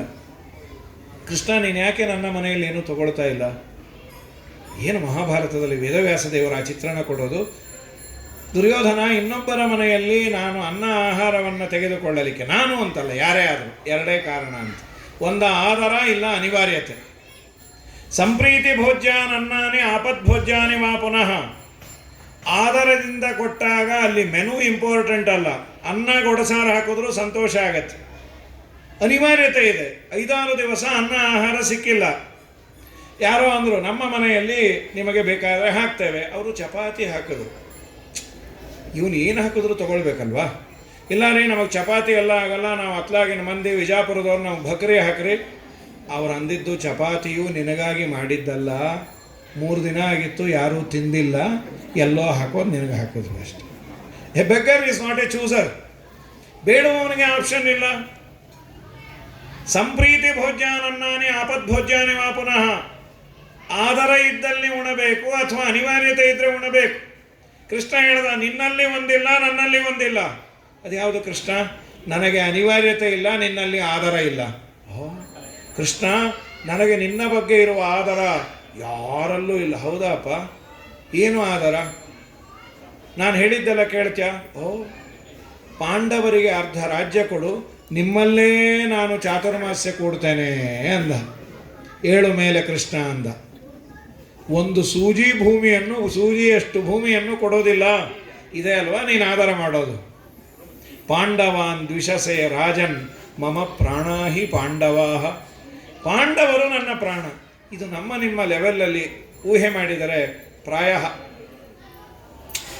ಯಾವುದೋ ದೇವಸ್ಥಾನಕ್ಕೋ ಅಥವಾ ಯಾವುದೋ ಸಮಾರಂಭಕ್ಕೆ ಹೋಗಿದ್ವಿ ಅಂತ ಇಟ್ಕೊಳ್ಳುವ. ಊಟಕ್ಕೆ ಕೂತಿದ್ವಿ, 4-6 ಒಳ್ಳೆಯ ಭಕ್ಷ್ಯ, ಇನ್ನೇನೋ ಖಾರ ಎಲ್ಲ ಮಾಡಿದರು. ಯಾರೋ ಬಂದು ಕಿವಿಯಲ್ಲಿ ಹೇಳಿದ್ರು, ಸಾರ್ ಭಕ್ಷ್ಯ ತಿನ್ನಬೇಡಿ. ಯಾಕೆ ಸಾರ್? ಒಳ್ಳೆಯದೇ ತಾನೆ, ಫಸ್ಟ್ ಕ್ಲಾಸ್, ತುಂಬ ಚೆನ್ನಾಗಿದೆ. ಮತ್ತು ಯಾಕೆ ಬೇಡ ಅಂದ್ರಿ? ನಿಮ್ಮ ಪಕ್ಕದಲ್ಲಿರೋರಿಗೆ ಶುಗರ್ ಇದೆ, ಅದಕ್ಕೆ ಬೇಡ. ಇವನಿಗೆ ಆಶ್ಚರ್ಯ, ಅವ್ರಿಗೆ ಶುಗರ್ ಇದ್ದರೆ ನಾನು ಯಾಕೆ ತಿನ್ನಬಾರ್ದು? ಅಲ್ಲ, ಟೆಂಪ್ಟಾಗಿ ಅವರೂ ತೊಗೊಂಡ್ಬಿಡ್ತಾರೋ ಏನು, ಅವ್ರದ್ದು ನನಗೆ ಹಾಕಿ ಸಾರಂದ. ಈ ಪಕ್ಕದಲ್ಲಿದ್ದವರು 10 ನಿಮಿಷದ ಕೆಳಗೆ ಹೇಳಿದ್ರು, ಸಾರ್ ನೀವು ಉಪ್ಪಿನಕಾಯಿ ಖಾರ ತಿನ್ನಬೇಡ್ರಿ, ಇವ್ರಿಗೆ BP ಇದೆ ಅಂತ. ಇವನ ಸಲುವಾಗಿ ಖಾರ ಬಿಡು, ಅವನ ಸಲುವಾಗಿ ಸಿಹಿ ಬಿಡು. ನಾವು ಬಿಡ್ತೇವಾ? ಸರ್ವಥ ಬಿಡೋದಿಲ್ಲ, ಅವ್ರನ್ನೇ ಬಿಟ್ಟು ಕಳಿಸ್ತೀವಿ, ಎದ್ದೋಗ್ರಿ ಅಂತ. ಏನೂ ಅನಿವಾರ್ಯತೆ ಇಲ್ಲದ ದೇವರು ಪಾಂಡವರು ಅಂದರೆ ನನಗೆ ಪಂಚಪ್ರಾಣ, ಅವರಿಗಾಗಿ ನಾನು ಸರ್ವಸ್ವವನ್ನು ಬಿಡ್ತೇನೆ ಅಂದ. ಇದು ಪಾಂಡವರ ಮೇಲೆ ದೇವರು ಮಾಡಿದಂತಹ ದೊಡ್ಡ ಅನುಗ್ರಹ. ಅಂದರೆ ಅವನನ್ನು ನಂಬಿದವರನ್ನು ದೇವರು ಕೈ ಬಿಡೋದಿಲ್ಲಂತೆ. ನಂಬಿ ಕೆಟ್ಟವರಿಲ್ಲವೋ. ಈ ದೈವ ಹೇಗೆ ಗೊತ್ತಾ? ನಮ್ಮ ನಂಬಿಕೆಯ ಮೇಲೆ ಇದೆ. ಇದ್ದೇ ಇದ್ದಾನೆ ಅಂತ ನೀನು ನಂಬು, ದೇವರು ಖಂಡಿತ ನಿನಗೆ ಅನುಗ್ರಹ ಮಾಡ್ತಾನೆ. ಇಲ್ಲ ಅಂತ ನೀನು ಹೇಳು, ಇಲ್ಲ ಅನ್ನೋದಕ್ಕೆ ಏನೇನು ಬೇಕೋ ಹಾಗೆಯೇ ದೇವರು ನಿನ್ನ ಜೀವನವನ್ನು ಇಟ್ಟಿರ್ತಾನೆ. ಅದಾಗಬಾರ್ದು. ನಿಮ್ಮ ಜೀವನದಲ್ಲಿ ಅವನಿದ್ದಾನೆ, ಅವನು ರಕ್ಷಣೆ ಮಾಡ್ತಾನೆ, ಅವನ ಮೇಲೆ ಭಾರ ಹಾಕುವ. ನನ್ನ ಕೈಲಾದದ್ದನ್ನು ಅವನು ಮಾಡ್ತಾನೆ. ಇದಕ್ಕೇನು ಇನ್ವೆಸ್ಟ್ಮೆಂಟಾ? ಇಲ್ಲ. ದೇವರಿದ್ದಾನೆ ಅಂತ ನಂಬುವುದಕ್ಕೆ ಏನು ಕಳ್ಕೊಳ್ತೇವೇನು? ಏನೂ ಕಳ್ಕೊಳ್ಳೋದಿಲ್ಲ. ಆದರೆ ಇನ್ವೆಸ್ಟ್ಮೆಂಟ್ ಇಲ್ಲ, ಲಾಸ್ ಇಲ್ಲ. ಅವನನ್ನು ನಂಬಿದ್ದಕ್ಕೆ ನೆಮ್ಮದಿ, ಶಾಂತಿ ಇದೆ. ಹಾಗಾಗಿ ಪರಮಾತ್ಮ ತುಂಬ ಉಪಕಾರ ಮಾಡಿದ್ದಾನೆ ಕೃಷ್ಣ ರೂಪದಿಂದ ನನ್ನ ಹಿರಿಯರಿಗೆ. ಅವನ ಕಥೆಯನ್ನು ನಾನು ಕೇಳ್ತೇನೆ. ಸರಿ, ನಿನಗೇನು ಉಪಕಾರ ಮಾಡಿದ್ದಾನೆ? ಸ್ವಾಮಿ, ನನ್ನ ತಾಯಿಯ ಗರ್ಭದಲ್ಲೇ ನಾನು ಹೋಗಬೇಕಾಗಿತ್ತು. ಅಶ್ವತ್ಥಾಮಾಚಾರ್ಯರು ಬ್ರಹ್ಮಾಸ್ತ್ರವನ್ನು ಪ್ರಯೋಗ ಮಾಡಿದರು. ಉತ್ತರ ಅಂಥೇಳಿ ಅಭಿಮನ್ಯುವಿನ ಹೆಂಡತಿ, ಅರ್ಜುನನ ಸೊಸೆ, ಅವಳ ಗರ್ಭದಲ್ಲಿ ಮಗು ಇದೆ. ಬ್ರಹ್ಮಾಸ್ತ್ರ ಅಂದರೆ ಅದೊಂಥರ ಬಾಂಬಿದ್ದಾಗೆ. ನಮ್ಮ ಗುರುಗಳು ಹೇಳ್ತಿರ್ತಾರೆ ಈ ಪದ್ಯ. ಒಂದು ವೇಳೆ ಗರ್ಭಿಣಿಯ ಗರ್ಭದಲ್ಲಿರುವ ಮಗುವಿಗೆ ಡೋಸೇಜ್ ವ್ಯತ್ಯಾಸ ಆಗಿದ್ದರೆ ಡಾಕ್ಟರ್ ಹತ್ರ ತೋರಿಸಿರ್ತೇವೆ, ಸರಿಯಾಗಿ ಡಯಾಗ್ನೈಸ್ ಮಾಡಿರ್ತಾರೆ. ಕೆಲವೊಮ್ಮೆ ನಮ್ಮ ಹಣೆ ಬರಹ ಸರಿ ಇಲ್ಲ ಅಂದರೆ ಸ್ವಲ್ಪ ಡೋಸೇಜ್ ವ್ಯತ್ಯಾಸ ಆಗಿದ್ದರೆ ಮಗುವಿಗೆ ಏನಾದರೂ ಎಫೆಕ್ಟು ಹೆಚ್ಚಾಗೋದಿದ್ದರೆ ಈ ಪದ್ಯವನ್ನು ಗಂಡನೋ ಅಥವಾ ಅಪ್ಪನೋ ಪಾರಾಯಣ ಮಾಡಿ ಒಂದು ಸ್ವಲ್ಪ ನೀರನ್ನು ಕೊಟ್ಟರೆ ದೇವರು ಆ ಮಗುವಿಗೆ ಸರಿ ಮಾಡ್ತಾನೆ ಅಂತ ಎಷ್ಟೋ ಜನಕ್ಕೆ ಆದದ್ದಿದೆ. ಏನಿದಕ್ಕೆ 10,000 ರೂಪಾಯಿ ಸ್ಕ್ಯಾನಿಂಗಿಗೆ ಕಟ್ಟೋದಿಲ್ಲ, ಎಕ್ಸ್ರೇ ಕಟ್ಟೋದಿಲ್ಲ. ಒಂದು ಪದ್ಯವನ್ನು ಹೇಳಿ ಒಂದು ಸ್ವಲ್ಪ ನೀರನ್ನು ನೀನು ಕೊಡು, ಖಂಡಿತ ದೇವರು ಅನುಗ್ರಹವನ್ನು ಮಾಡ್ತಾನೆ. ಅದು ನಮ್ಮ ವಿಶ್ವಾಸ. ದ್ರೌಣ್ಯಸ್ತ್ರ ವಿಪ್ಲಷ್ಟಮಿದಂ ಮದಂಗಂ ಸಂತಾನ ಬೀಜಂ ಕುರು ಪಾಂಡವಾನಾಂ. ಪ್ರಾರ್ಥನೆ ಮಾಡ್ತಾಳು ಉತ್ತಾರೆ. ಕೃಷ್ಣ, ನಿನ್ನನ್ನು ಬಿಟ್ಟು ನನಗೆ ಬೇರೆ ಯಾರೂ ಇಲ್ಲ. ಪಾಹಿ ಪಾಹಿ ಮಹಾಯೋಗಿನ್ ದೇವದೇವ ಜಗತ್ಪತೆ. ನಿನ್ನೊರೆತು ಪೊರೆವರನು ನಾ ಅರಿಯೇ. ಆದಿಮೂಲ ನಿನ್ನ ಪಾದವನಂಬಿದೆ. ಭೇದವೆಣಿಸದಲೆ ಮೋದದಾಯಕನೇ. ಆದರದಿಂದಲೇ ಕಾಯೋ ಸೋದರ ಮಾವನ ವೈರಿ. ಮೇಧಿನಿ ಪತಿ ನಿನ್ನ ಆರಾಧನೆ ಮಾಡಿಸೋ. ಹರಿಯೇ ನಿನ್ನೊರೆತು ಪೊರೆವರನು ನಾ ಹರಿಯೇ. ಅದು ಬ್ರಹ್ಮಾಸ್ತ್ರ ಅಂದರೆ ಬೆಂಕಿಯ ಉಂಡೆ ಅಂತ. ಅದು ಅಟ್ಟಿಸಿಕೊಂಡು ಬಂತು. ಅಟ್ಟಿಸಿಕೊಂಡು ಬಂದಾಗ ಪ್ರಾರ್ಥನೆ ಮಾಡಿದ್ಲು, ಕೃಷ್ಣ, ನಿನ್ನನ್ನು ಬಿಟ್ಟು ನನಗೆ ಯಾರೂ ರಕ್ಷಕರಿಲ್ಲ, ನೀನೇ ರಕ್ಷಣೆಯನ್ನು ಮಾಡಬೇಕು ಅಂದಾಗ ಭಗವಂತ ನೀ ಏನು ಯೋಚನೆ ಮಾಡಬೇಡ, ನಾನೇ ನಿನ್ನ ಗರ್ಭದಲ್ಲಿ ಬರ್ತೇನೆ ಅಂಥೇಳಿ ಆಚೆ ತುದಿಯಲ್ಲಿ ಬ್ರಹ್ಮಾಸ್ತ್ರ, ಈ ಕಡೆ ಮಗು, ಮಧ್ಯದಲ್ಲಿ ದೇವರಂತೆ. ದೇವರನ್ನು ಗರ್ಭದಲ್ಲೇ ಪಿಳಿ ಕಣ್ಣು ಬಿಟ್ಟುಕೊಂಡು ನೋಡಿದ ಪುಣ್ಯಾತ್ಮ ಪರೀಕ್ಷಿತ. ಪರೀಕ್ಷಿತ ಅಂತ ಅವನಿಗೆ ಹೆಸರು ಬಂದಿದ್ದೇ ಗರ್ಭದಲ್ಲೇ ಸುತ್ತಲೂ ದೇವರನ್ನು ನೋಡಿದ ಪುಣ್ಯಾತ್ಮ. ಪರಿತಃ ಈಕ್ಷಣೀಯತ್ವಾತ್, ಸುತ್ತಲೂ ದೇವರನ್ನು ನೋಡಿದ್ದರಿಂದ ಅವನು ಪರೀಕ್ಷಿತ. ಇಷ್ಟೆಲ್ಲ ಉಪಕಾರವನ್ನು ನನ್ನ ತಾಯಿಯ ಗರ್ಭದಲ್ಲಿದ್ದಾಗೆ ಮಾಡಿದ್ದಾನೆ. ನಮ್ಮ ವಾದಿರಾಜರು ಎಲ್ಲರಿಗೂ ಭಾಗವತವನ್ನು ನೋಡುವ ಅವಕಾಶ ಇರುತ್ತೋ ಬಿಡುತ್ತೋ ಅಂತ ಕನ್ನಡದಲ್ಲೇ ಮಾಡಿಕೊಟ್ರು. ಉತ್ತರೆಯ ಗರ್ಭದಲ್ಲಿ ಉತ್ತಮೋತ್ತಮನು ಜನಿಸೆ. ಸುಟ್ಟು ಸುಳಿವ ಅಸ್ತ್ರದಿಂದ ಪರೀಕ್ಷಿತನನು ಕಾಯ್ದ ಲೋಕಭರಿತನೋ. ರಂಗ ಅನೇಕ ಚರಿತನು ಕಾಕು ಜನರಾಜರಿದು ತನ್ನ ಏಕಾಂತ ಭಕ್ತರ ಪೊರೆವ ಕೃಷ್ಣ.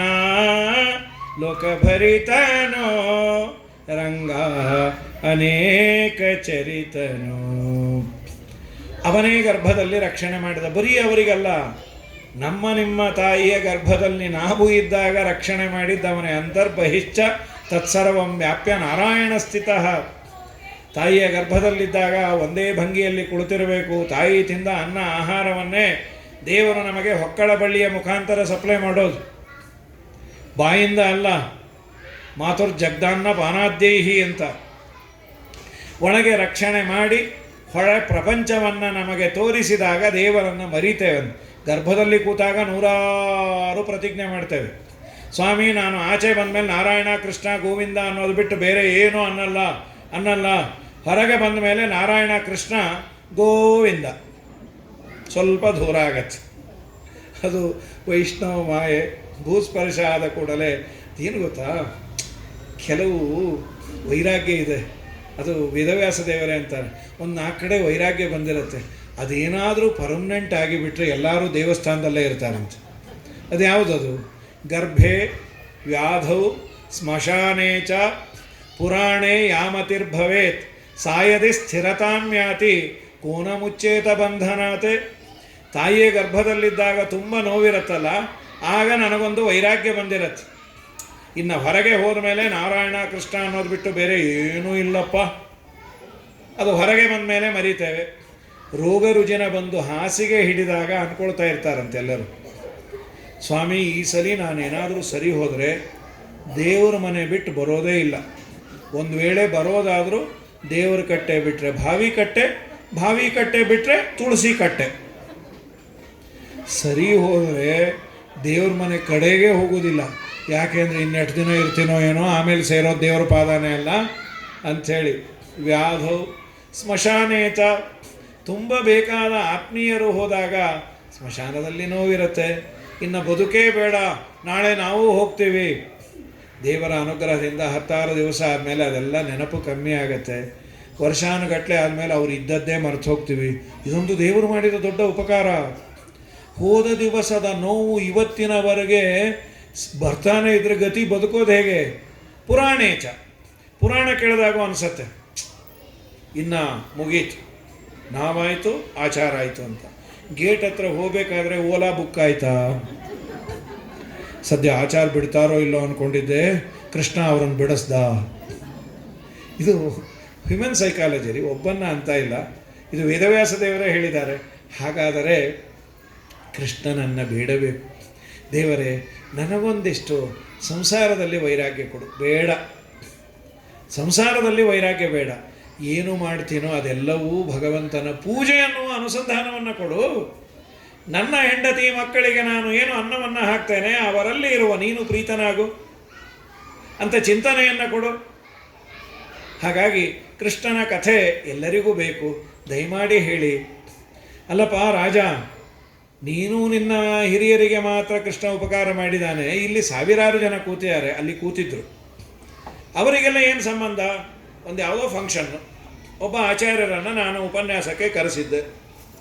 ಅವರು ಕೇಳಿದ್ರು, ಆಚಾರ್ಯರು ಏನು ವಿಷಯ ಹೇಳಿ, ಎಲ್ಲರಿಗೂ ಉಪಯೋಗ ಬೀಳುವ ಒಂದು ಯಾವುದಾದ್ರೂ ಒಳ್ಳೆಯ ವಿಷಯವನ್ನು ಹೇಳಿ ಅನ್ಬೇಕು.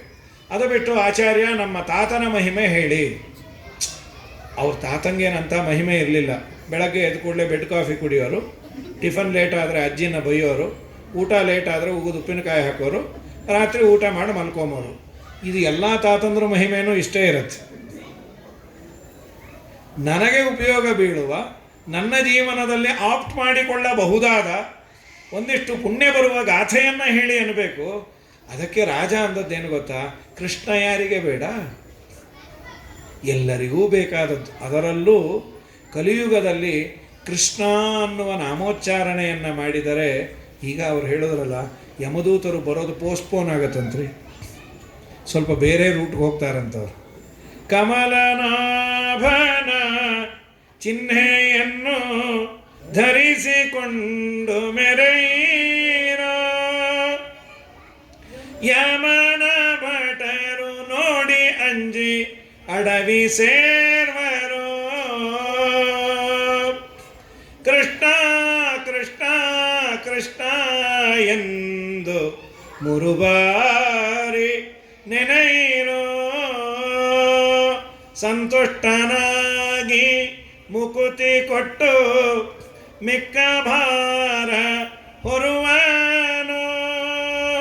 ಕೃಷ್ಣ ಕೃಷ್ಣ ಕೃಷ್ಣ ಎಂದು ಮುರುಬಾರಿ ನೆನೆಯಿರೋ.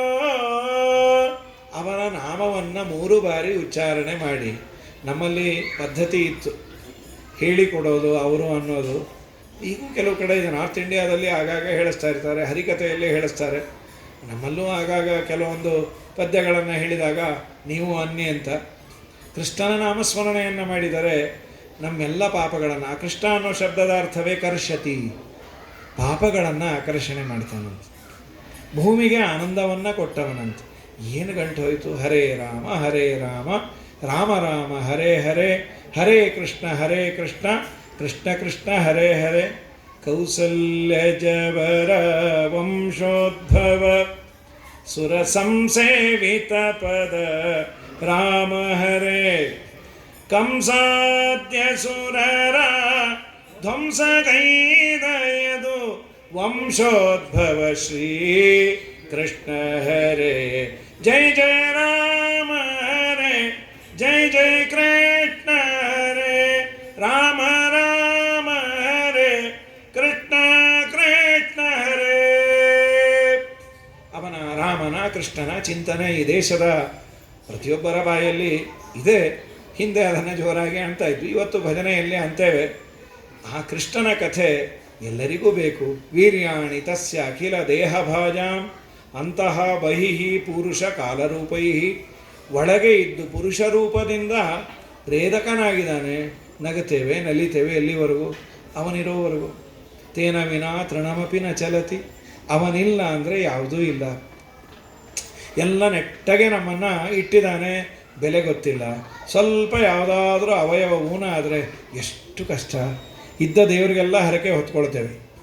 ಹಾಗಾಗಿ ಒಳಗೆ ನಿಂತು ಮಾಡಿಸ್ತಾನೆ, ಹೊರಗೆ ನಿಂತು ಕಾಲರೂಪದಿಂದ ಮರಣವನ್ನು ಕೊಡ್ತಾನೆ. ಬದುಕು ಚಂದ ಯಾಕೆ ಅಂದರೆ ಮರಣ ಇದೆ ಅಂತ ಊಹೆ ಮಾಡಿ.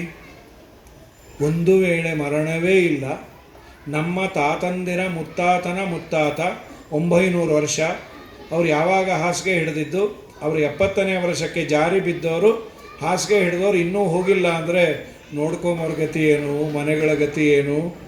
ಅತಿ ದೀರ್ಘೆ ಜೀವಿತೆ ಕೋರಮೇತ ಅಂತ ನಚಿಕೇತ ಯಮಧರ್ಮರಾಜನಿಗೆ ಅಂತಾನೆ. ಅಪ್ಪ, ತುಂಬ ವರ್ಷ ಬದುಕು ಇದೆಯಲ್ಲ, ನನ್ನ ಪಾಡಿಗೆ ನಾನು ಗಟ್ಟಿಮುಟ್ಟಿ ಇದ್ದಾಗ ಪರವಾಗಿಲ್ಲ. ಅನಾಯಾಸೇನ ಮರಣಂ ವಿನಾ ದೈನ್ಯೇನ ಜೀವನಂ. ಕಣ್ಣು ಕಾಣಲ್ಲ, ಕಿವಿ ಕೇಳಲ್ಲ, ಅನ್ನ ಆಹಾರ ಹೋಗ್ತಾ ಇಲ್ಲ, ಎಲ್ಲ ಪೈಪಲ್ಲಿ ಹಾಕೋದು. ಇಂಥ ಅವಸ್ಥೆ ಇದ್ದು 16 ವರ್ಷ ಇದ್ದರೆ ಯಾರಿಗೆ ಬೇಕು ಆ ಬದುಕು? ದೇವರು ಬದುಕನ್ನು ಯಾಕೆ ಹಸನು ಮಾಡಿದ್ದಾನೆ ಅಂದರೆ ಒಂದಿನ ಮರಣ ಅನ್ನೋದು ಇಟ್ಟ ಅನ್ನೋದಕ್ಕೆ ಚಂದ. ಇಲ್ಲ ಅಂದರೆ ಭಯ ಆಗಿರೋದು. ಪ್ರಾಯ ಯಾರು ಮಕ್ಕಳನ್ನೇ ಹಡ್ಕೋತಾ ಇರಲಿಲ್ಲ. ಬೇಡಪ್ಪ, ಇನ್ನು ಇವರು ಸಾಯದೇ ಇದ್ದರೆ ಮಂಚ ಖಾಲಿ ಇಲ್ಲ ಅಂತ. ದೇವರು ದೇಹದಿಂದ ನಮ್ಮನ್ನು ಎಳೆದುಕೊಂಡು ಹೋಗಿ ಇನ್ನೊಂದು ದೇಹಕ್ಕೆ, ವಾಸಾಂಸಿ ಜೀರ್ಣಾನಿ ಯಥಾ ವಿಹಾಯ ನವಾನಿ ಗೃಹಾಣಿ ನರೋಪರಾಣಿ ತಥಾ ಶರೀರಾಣಿ ವಿಹಾಯ ಜೀರ್ಣಾನ್ ಅನ್ಯಾನಿ ಸಂಯಾಂತಿ ನವಾನಿ ದೇಹಿ.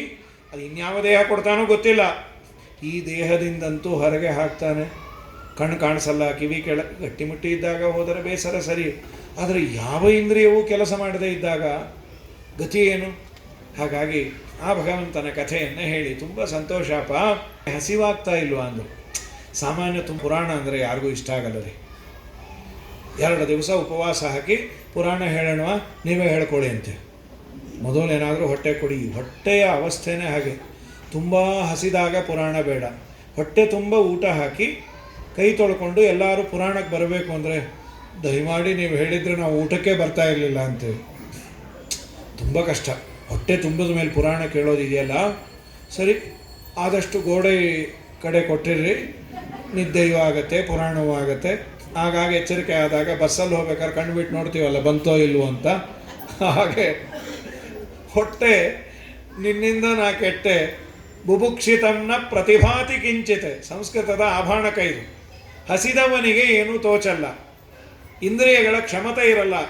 ಭಗವದ್ಗೀತೆಯಲ್ಲಿ ದೇವರು ಹೇಳ್ತಾನಲ್ಲ, ಉಪವಾಸವನ್ನು ಮಾಡಿದಾಗ ವಿಷಯ ವಿನಿವರ್ತಂತೆ ನಿರಾಹಾರಸ್ಯ ದೇಹಿನಃ ರಸವರ್ಜಂ ರಸೋಪ್ಯಸ್ಯ ಪರಂ ದೃಷ್ಟ್ವಾ ನಿವರ್ತತೆ.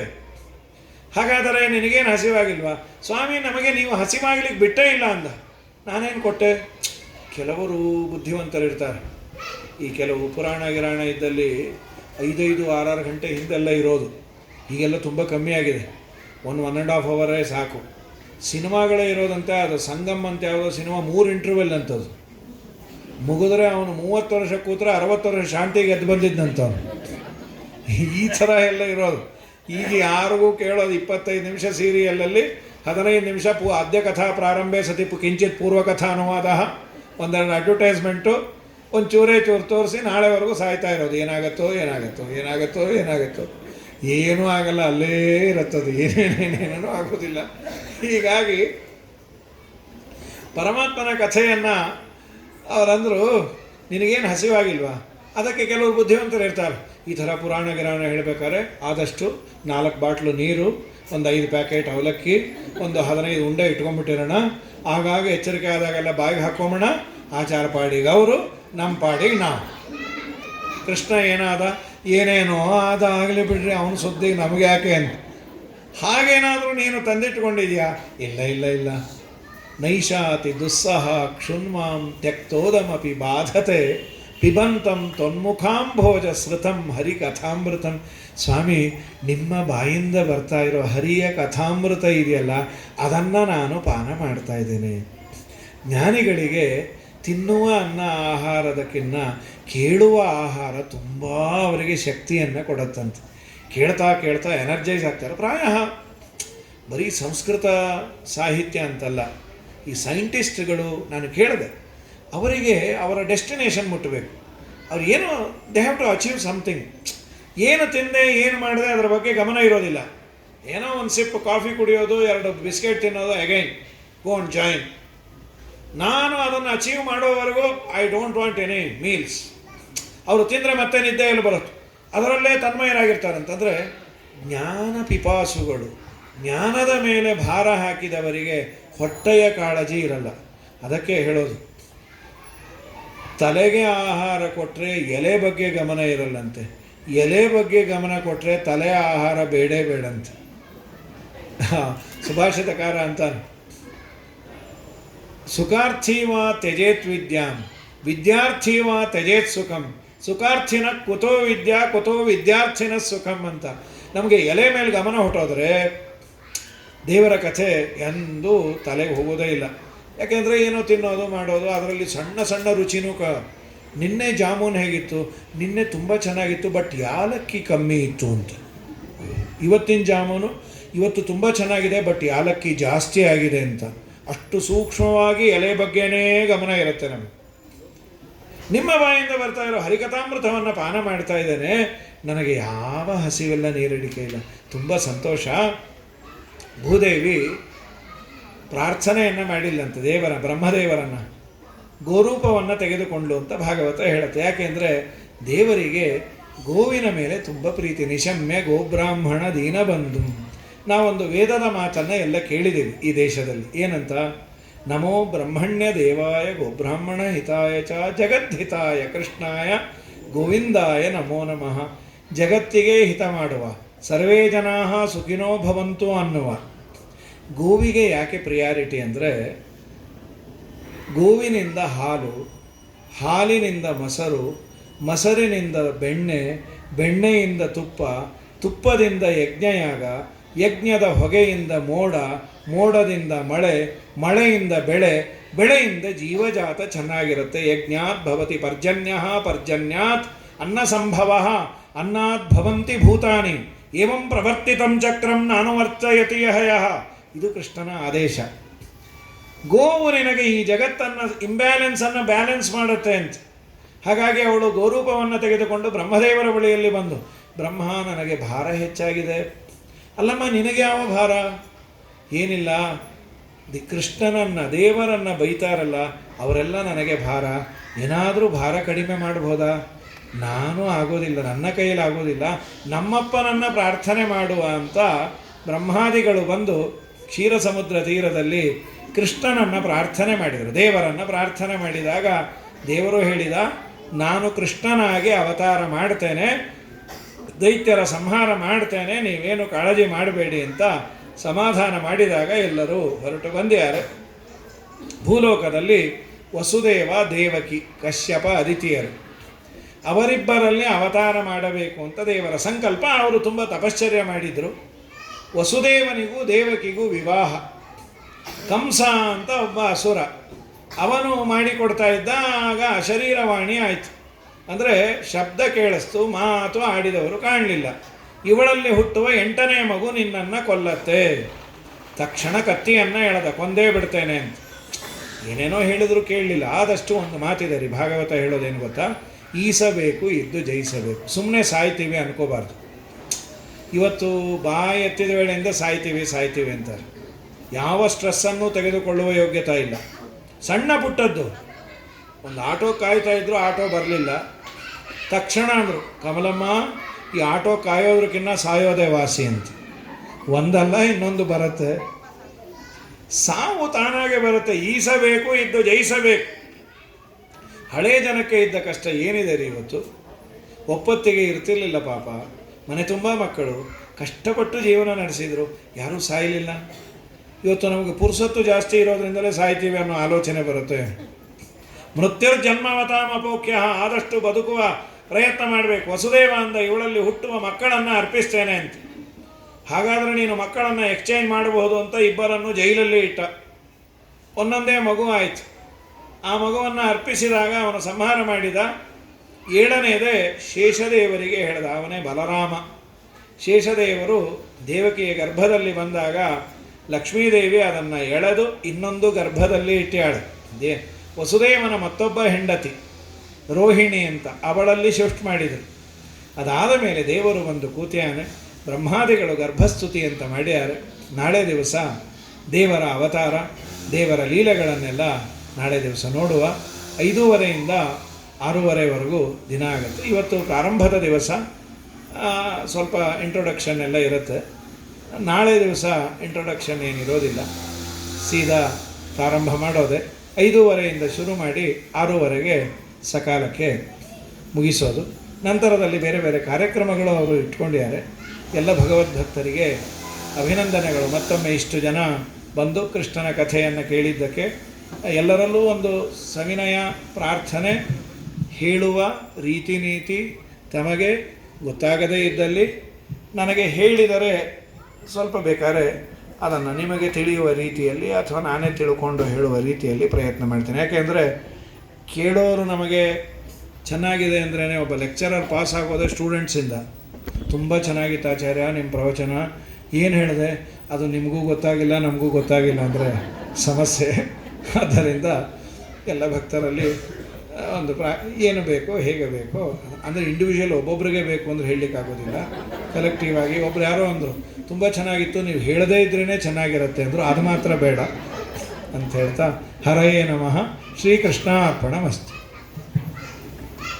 ಧನ್ಯವಾದಗಳು ಆಚಾರ್ಯರೇ. ಭಗವಂತನ ಶ್ರೇಷ್ಠತೆಯನ್ನು, ಅವನನ್ನು ನಂಬಿ ಕೆಟ್ಟವರಿಲ್ಲ ಅನ್ನೋದನ್ನು ಅತಿ ಸರಳ, ಸುಂದರ ಹಾಗೂ ಹಾಸ್ಯ ಚಟಾಕಿಗಳೊಂದಿಗೆ ನಮಗೆ ತಿಳಿಸಿಕೊಟ್ಟಂತಹ ಆಚಾರ್ಯರಿಗೆ ಧನ್ಯವಾದಗಳು. ಮೊದಲನೇ ದಿನದ ಪ್ರವಚನ ಕಾರ್ಯ ಇಲ್ಲಿಗೆ ಮುಕ್ತಾಯಗೊಂಡಿರುತ್ತೆ. ಇನ್ನೇನು ಕೆಲವೇ ಕ್ಷಣಗಳಲ್ಲಿ ಸಾಂಸ್ಕೃತಿಕ ಕಾರ್ಯಕ್ರಮ ಆರಂಭಗೊಳ್ಳಲಿದೆ.